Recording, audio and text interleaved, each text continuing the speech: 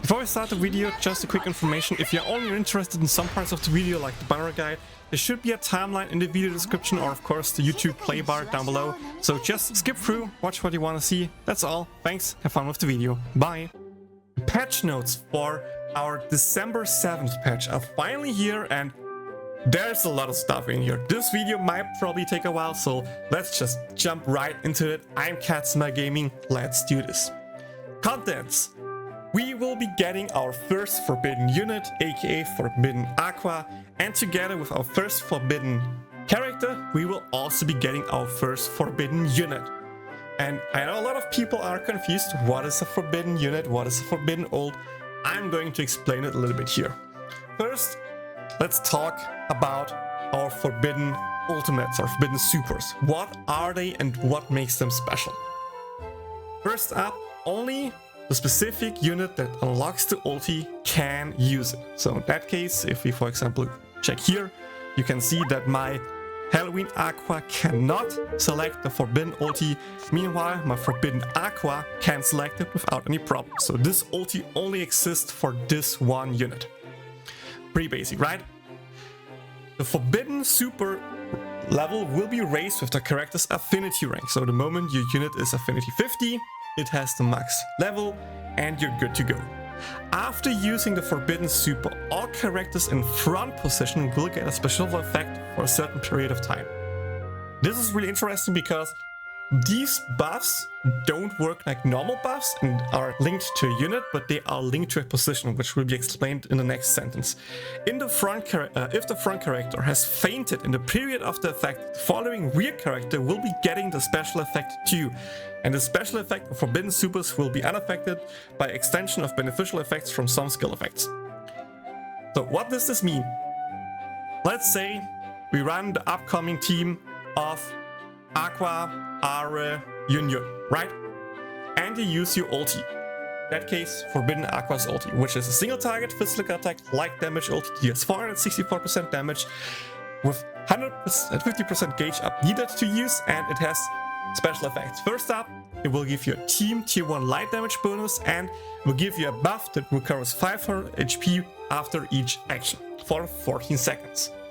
So the first part means if, let's say, Forbidden Aqua faints after 4 seconds, and the buff lasts for 40 seconds, so 10 seconds is left, the next unit can come in, will get these forbidden buffs for the remaining 10 seconds and can just use it. So it doesn't matter if your unit die or not, as long as the buff is active, it will stay active based on the slot. The second part, these buffs cannot be extended, so Chimosuke won't work with forbidden units because those buffs can be extended and makes his value go down a little bit, which is kind of good because, you know, we pretty much mostly use Chimosuke, so kind of nerf for him, but I understand it because some of these buffs, especially in the future, are really strong. And these buffs can coexist with same kind of buffs because these are forbidden buffs. So for example, if you have Forbidden Aqua with School's Yellow in the same team, and School's Yellow can apply a tier 1 light damage bonus, it can coexist with Aqua's Forbidden tier 1 light damage bonus because they're different kind of instances, different kind of buffs, and can just coexist. Which in the future will allow for some really interesting buff combinations, because in the future we will also be getting EX buffs, which, you know, also separate instance of buffs. So in theory you can have a normal light damage buff, you can have a forbidden light damage buff, and you can have an EX light damage buff. It's not usable, but it's kind of funny to see, you know. Okay, enough of that. I hope that kind of explains what forbidden units ultis are and what Forbidden Aqua does. We talk about this at the end of the video, because this video will also be the banner guide, because I don't think it's worth to upload 2 separate videos for that. So I'm just making one big video with hopefully timestamps, so just click on a timestamp if you want to skip to that. Besides the forbidden supers, we also be getting new supers in general, and with that we kind of mean Ulti 2's version 2, so the Ulti 2.5, whatever you want to call it, right? Okay, what units are getting them? It's 3 units, and the first one is Arue, and she's the big one. She will get Shining Eruption 2, which is of course a light damaging ulti skill that also boosts the agility of all units by tier 2, aka moderate, and a significant boost to your magic attack, aka tier 3. And to be honest, the second part kinda doesn't matter, but the speed part really matters, because we don't have that many light tier 2 speed units. We have Rin, yes, but she has an ulti that kinda overlaps with unions because they're both buffing ultis. So with Rin, you really kinda don't wanna use your ulti. And for Arue, this is the exact opposite. You wanna use your ulti because it will deal a lot of damage. And it also gives you tier 2 speed units, which kinda makes Arue the, for a while, undistributed speed provider in light, especially with no competition. Now that we don't have even Raftalia anymore in global, so she's a great pickup now, especially with the ulti buff. Second will be Megumin. And you're probably wondering, how can they prove Raygun? Raygun already is a guaranteed crit, doesn't see the same amount of damage. What can they do? And they just made a completely 180. So instead of just boosting the damage even more, this ulti actually deals not that much damage, especially off element. It kind of is a sneeze, to be honest. Like, damage is really low, but in exchange for that, the super gauge fill rate will decrease, which means it's easier to use this ray gun, and it also applies a tier 3 weakness to the enemy. Yes, you heard it right, tier 3 Rashred is finally here. And good for us all, it actually lasts long enough that you, if you time your Senna correctly, aka right after she uses the ulti, and the next time it's ready, you can actually extend this debuff for a really long time. And this allows for interesting team comps, but the big problem for now is we don't have that many Megumins that can greatly use that, because you still kind of want some kind of gauge up on her to use that ulti. We are getting Halloween Megumin with the next banner after Forbidden Aqua, so that's one of the units that can greatly use it. The other is the Raygun Megumin that we just didn't gotten, so I'm kind of open-minded to see how much this will actually get used, because in JP it actually quickly fell down and we didn't even use Halloween Megumin that much to do it, but we'll see how it goes. But for the next Earth Arena, that's probably the way to go, to just run Lisa with the Megumin and another damage dealer. You have speed boost, you have tier 3 Rashred, so you don't need to worry about other Rashred units, aka you don't need Melissa, and just try to do as much damage as possible in the amount of time you have left. Last ulti is Mitsurugi, and we can just skip over it. It's a decent ulti, but without fast Mitsurugi, which we just got recently at JP, there is no need to use this ulti ever at all. So yeah, this will stay in the dumpster until we actually get fast Mitsurugi, when it finally has some time to shine. Next big thing, because there's even more to talk about. We are getting new famequest levels and stages. And there's so much stuff in here, I just want to try to go through this a little bit quickly. First up, a set new stages. By unlocking the last stage and stuff like that, you will unlock the new level. The max stats per type, aka physical attack, physical defense, magical defense, and HP, will increase from 20 to 25, so you can now have 25 stats into physical attack or magical attack or whatever you want, and up to 40 stats in total that you can distribute at famequest rank 6. So that means, for example, 25 in physical attack and 15 HP, or 25 in magical attack and 15 HP, or, you know, some mix max in there, kind of whatever you want to do it. But if you want more information about everything here, I highly recommend checking out Encyclopedia, because I have a full famequest guide here with all the stuff you would ever need. Hopefully, if I missed anything, let me know, but I think it should have everything. I know there's a lot of text because I just tried to explain everything, but you also have some errors and some pictures to help you. You also have some red text, which is the stuff you should read, the important stuff, and a lot of information like what units should you grind, how you should grind units, what is the best in here and stuff like that. And of course, character passive traits, which is the next big thing that is coming, because we are getting more unique fame passive traits, and not only one, not only two, we get a lot, which kind of just means this update will include lots of updates of the JP version, which is great, because it just means a lot of more quality of life stuff is coming sooner or later. we are getting unique fame traits for Megumin, Chris, Wiz, Union, Iris, Cecily, Arue, Leah, Cielo, and Erika. And I don't want to talk too much about it, so I'm just going to talk about the important ones. Because the other ones, just read it here yourself, read my opinion, and if you agree or disagree, it's your opinion. Yeah, I just want to try to keep this video a little bit shorter, because otherwise I'm here for at least an hour, I feel like. First one that I want to talk about is Chris. She's conditional good, because if she crits, she gets 70% bonus gauge on her stuff, which is not that much, but especially for Chris's that are used off element. Chris. This is kinda conditionally good, because if the bonus gauge up helps you to keep your ultis better up, get a last ulti in before a unit dies and stuff like that, this can matter and can be a great benefit. Otherwise, if your Chris is a main damage dealer, you're just better off with Gold Turn. Kind of the same with Wiz. If you have a Wiz that's not there for too long, or more likely if you have a Wiz that, or a team that you don't expect or don't matter if they crit in the first 10 seconds at the final wave, you can use this because it gives a tier 1 damage boost. In exchange for that, you also get a tier 3 luck down, so your chance of critting gets reduced by a lot. And again, if you need big crits or expect big crits in the first 10 seconds, then this is not the thing you should use, especially if your Wiz is there for a long time. It might just be better to use a Gold Turn, but in some niche cases where your Wiz doesn't need to do that much damage, or your team is not supposed to do a lot of damage at the beginning because you go to the final wave with only 70% gauge up or so, and you need the first 10 seconds anyway to get your ultis ready, this can be good because, you know, that's just more bonus damage without losing other stuff.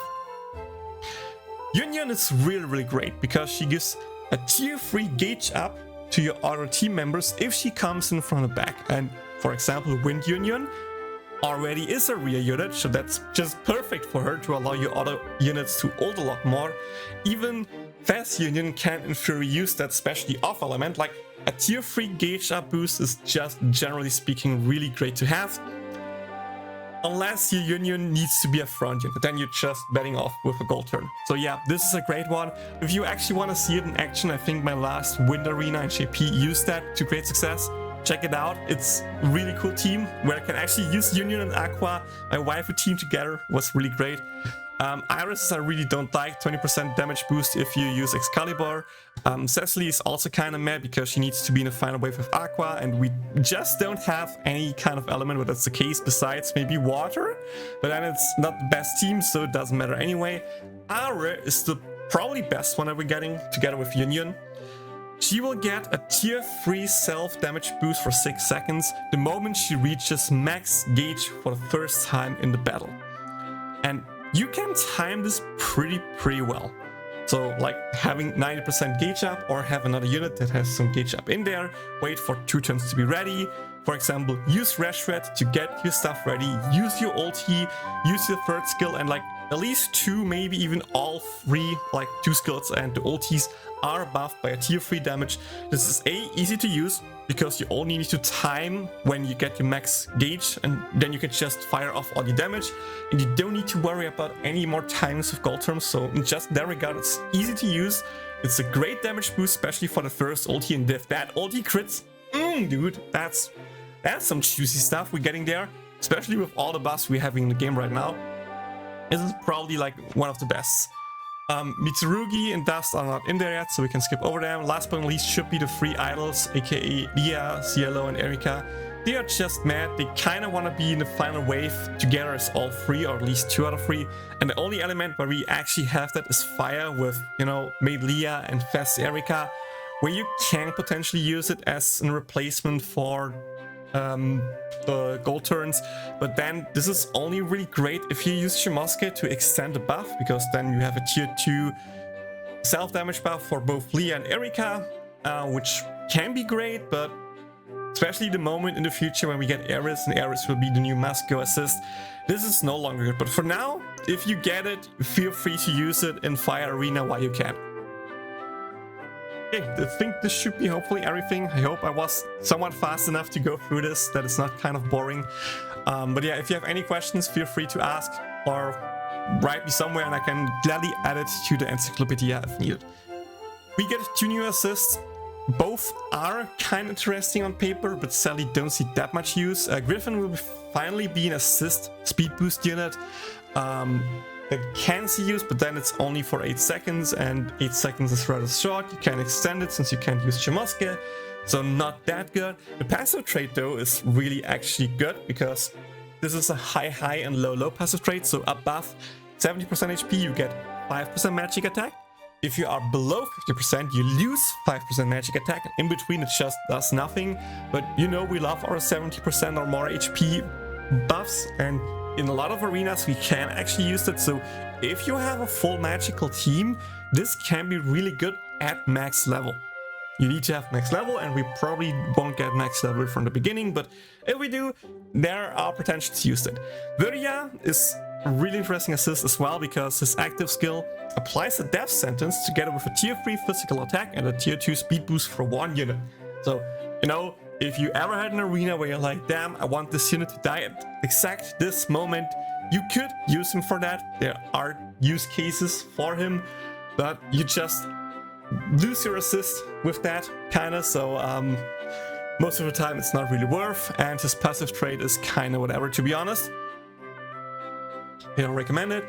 We will be getting special field effects. These are kinda whatever, they are only there for famequest, just to make stages a little bit harder, like damage over time, a number of actions with Blizzard, Scorching, Storm, and Thunderclap. Otherwise it's just reduce magic attack or defense or agility or increase and stuff like that. It's kind of whatever. You don't notice it, especially the moment you have your units somewhat grinded. You can just auto it anyway, so it really doesn't matter. With that, we're finally done after 60 minutes with the first part.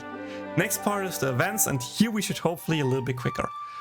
We will get in celebration forbidden medal exchange. Yes, more medals to exchange, and yes, this is still part of the 800 days or 2.5 ani, as it was called in JP, so that's correct. Don't blame Sissy stuff, this is 100% intended.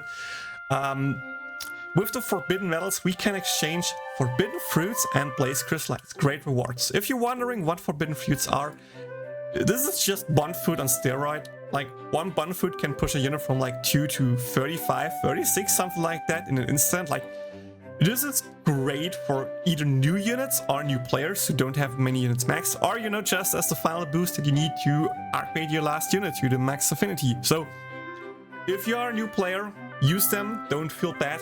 It's great to use them early to just get the strongest possible ASAP. If you already have most of the units max or even all, just save them for future collaborations or future new units like Claire, Funidoro, Cesta. There you can also use them, and it's just great to have them for those kind of instances.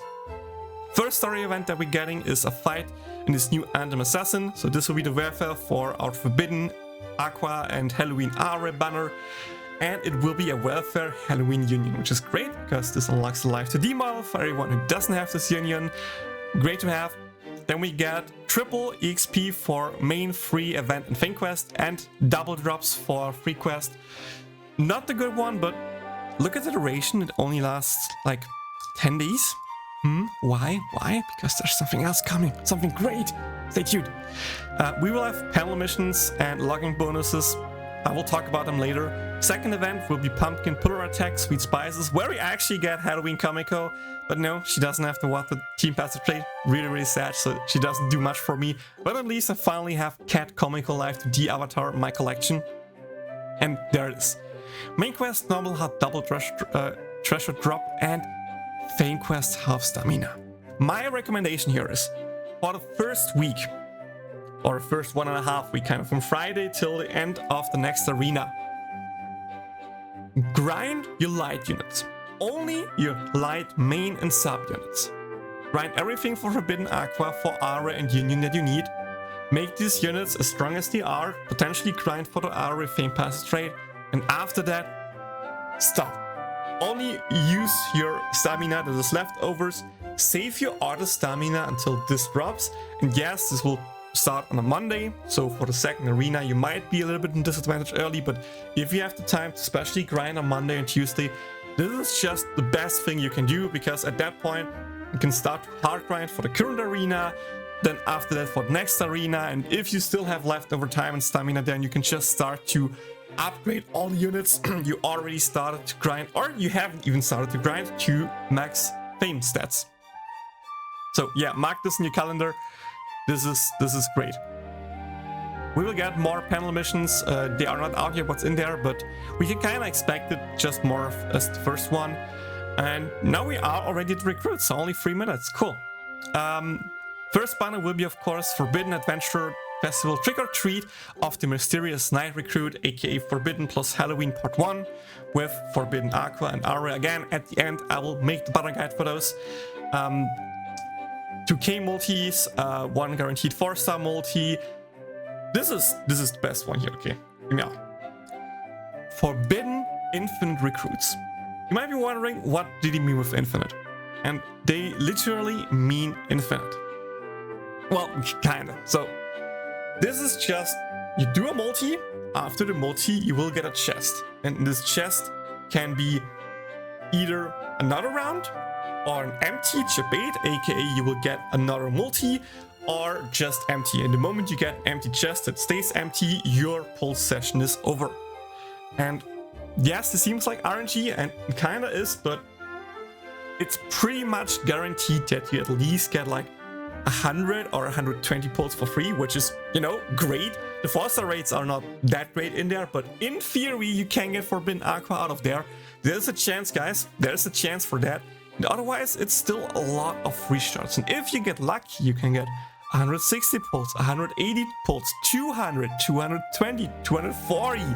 I even saw someone one time get like 300 pulls out of this. And most of the time when I get a lot of pulls, I don't get a lot of 4-stars, and when I get low pulls, I get more 4-stars. So I'm not sure which is better, but either way, it's a lot of shards. There's a chance you get some new 4-stars that you're liking, and it's free. Like, you can't complain about it. This is like one of the coolest banners we'll be getting ever, pretty much. Also, the animations in there are really cool, with like Aqua, Forbidden Aqua and Kazuma standing beside the chest looking like, is it opening up? What's inside? What's inside? And then like, yay, more pulls, or oh no, and then like, oh, what you mean? It's more, and so like, it's really, really cool.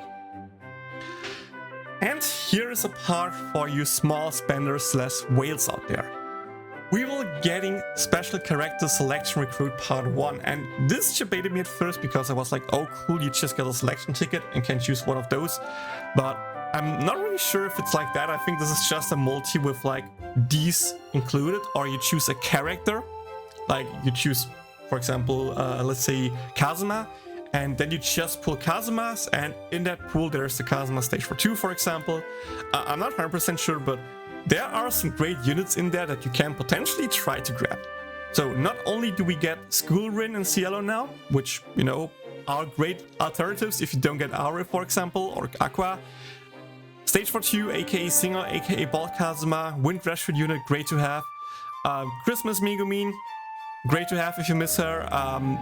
Wonderland, I think this is Christmas Iris, Halloween Mia, and Summer Vanilla Megumin. These are new units, guys. These are new units.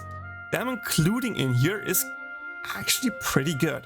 I know they're not guaranteed per se, but like the chance of getting them later for kinda easy or like cheaper is kinda good, not gonna lie. But of course there's the paid one with a guaranteed 4-star. Trick or Treat on Mysterious Night Recruit Part 2 will feature Megumin and Lolisa. I'll give you a TLDR, and of course the banner guide comes in the future. They are great units. I just can't recommend summoning on them, because with what's coming after them and what is before them, their timing is just really unfortunate if you are free to play. If you are a whale or a Megumin sim, you just pull whatever. You don't need to watch this, but if you do, of course, I appreciate it. So thank you for watching my videos and liking, subscribing, and sharing. Please do that. It really helps me out a ton. Then we have, of course, the 2K banner. And our character selection recruit part 2.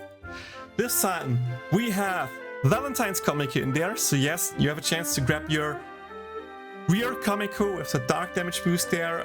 Cute and sweet, I think this is Valentine's Erika. School Union is finally also back to grab. Mysterious Adventure, Megumin and Aqua are back. Christmas, Arue, New Year Wiz, and Singer Megumin are in here. Again, a lot of great units to grab here, and we're not stopping there. There's also a part 3 with Swimsuit Lisa, great unit. Halloween Aqua, light damage provider for the team. Great unit to pick up here. Christmas Erika, I think. Secret Getaway, I'm not sure what that is. Christmas Wiz, New Year Vanir, Swimsuit Kameko, School Erika, and Halloween Erika. Like, there are so many good units in here that you can grab. And I kind of might go for some. I'm really sad that no Halloween Kameko is in there because she's like the one team precipitate provider that I'm missing. So that's really sad. But for all of you who are liking some of these units, these might be great banners if you have the cash to wait for them. Like disclaimer, otherwise save for upcoming banners, kinda. Last but not least, we will get Chris's birthday this month, and to no one's surprise, it's December 25th, aka Christmas Day. You know, Christmas, hahaha. And last but not least, we have products, and they are just the typical bundles with quartz, with some crystallites. Great to have if you need them, but I think we're all getting to the point where we don't really need to grind more crystallites, especially with how much famequest we're grinding and how much stuff we get there. But of course, all of them have stamina beef in there, which is great. Some anniversary cake, more bond food, you know, decent stuff. So if you want to wait for them, feel free. I don't really recommend any of these bundles though. Last thing before we go to the banner guide now is to just quickly check out the login campaigns and the panel missions. For that, we just scroll to the top here. First up, we have our Forbidden Festival panel missions part 1. And as you can see, we were getting some forbidden medals to exchange stuff, 30 fame potions, 10 shields of each kind, and last but not least, for the completion, we get one more forbidden fruit. Again, these are really rare, but at the beginning we get some of them, so use them wisely.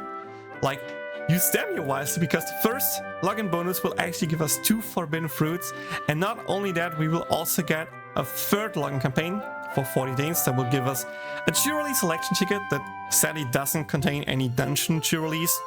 So far in GP we haven't gotten a ticket that does that, so don't expect too much from them, but again, great for new people. Stamina beef, B-stones, great to upgrade all the ulti 2s that you potentially need, like Arue, you know, skip tickets, more medals to exchange, more fame potions, stamina beef, more shields, a skill potion, and a carrier relief. Okay, that was close to half an hour, but I really hope that helped you out. If it did, remember to like and subscribe, follow more content, and let's now jump finally into the banner guide. Not sure if you hear my drum roll, but I tried to drum roll. And for that, let's of course switch back to my beautiful Encyclopedia. First up, we have, of course, our beautiful Forbidden Aqua. And what makes her so great is her ulti, of course, but also her kit. So first up, 7% light damage bonus, up to 14% if you are 70% HP or more, which is really easy with her together with Arue, we'll talk about in a second, and an elemental basic light. But compared to normal fast units, this is just an elemental basic. There is no special condition in here, just a normal basic. But then again, having a light basic is great for a physical unit. That alone makes it great. And yeah. Then we go to her skills. First skill is a tier 2, 2 times random physical attack hit that deals up to 175% damage 2 times with an 80% chance to blind the enemy for 12 seconds with a 19 seconds cooldown. So you can see 7 seconds of non-uptime. But the second skill is also single target physical attack. So you see she's a pure physical single target unit. HP condition for up to 194% damage. That gives a 4-second CDR and has an 18 seconds cooldown. So this skill is on a 14-second cooldown if we count it correctly, and the first one is on a 15-second cooldown. So you have a 3-second downtime between each blind, which means if the boss is weak to blinding and binding, you have a great chance to get the boss to not hit you. But of course, it's only 80%, and I had some runs dying to the fact that she didn't hit her blind 2 times in a row and my unit's just dying because of how much damage the boss does, because you're expected to bind and blind the boss and you take damage. But yeah, great. All in all, she's a great support unit for light damage. The healing is good enough most of the time thanks to the bind and blinding stuff. Her forbidden buff is great to have. And to be honest, in most light arenas we actually see her. The only arenas we don't see her in JP are, of course, pure magical arenas. But even then, sometimes we saw her as just a buffer for a while. And last but not least, she's not that great in AoE arenas because she's full physical, and for AoE arenas you're just better off running Fast Iris. Second unit is of course Arue. And I said a lot of bind and blind, and you probably were confused with Aqua only blinds but doesn't bind. And yeah, that's Arue's job. But before we go to that, 7% light damage bonus, great passive trait for herself.